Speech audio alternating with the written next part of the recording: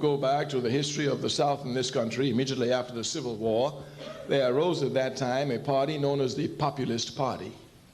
One of the leaders of the Populist Party was a man by the name of Tom Watson, a white man from Georgia. Watson came after the Civil War to tell the Africans that the rich white man, he exploits the poor white man and the poor African. And consequently, what we need to do is to join an alliance against the rich white man. Well, you know, us Africans, we just love anything anybody. We just ran into the party. We filled the party of the Populists. We did work for the Populists. We were everywhere in the Populist Party.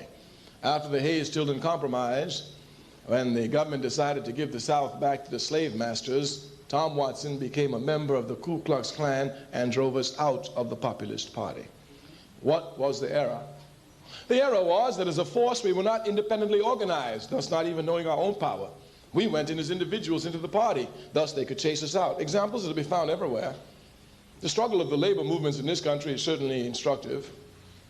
If one would look at the struggle for labor unions in this country, one would find that Africans have everywhere played a role out of proportion to their numbers.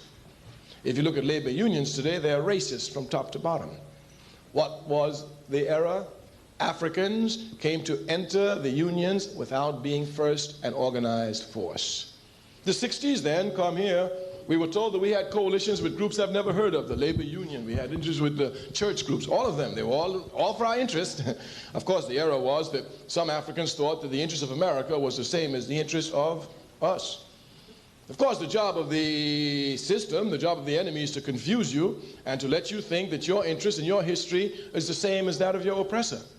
As a matter of fact, the job of the master is to convince the slave that the master is really concerned about the interests of the slave. And if the master doesn't do well, the slave will be in trouble. Any slave who believes that he has the same interests as a master will pick cotton at night.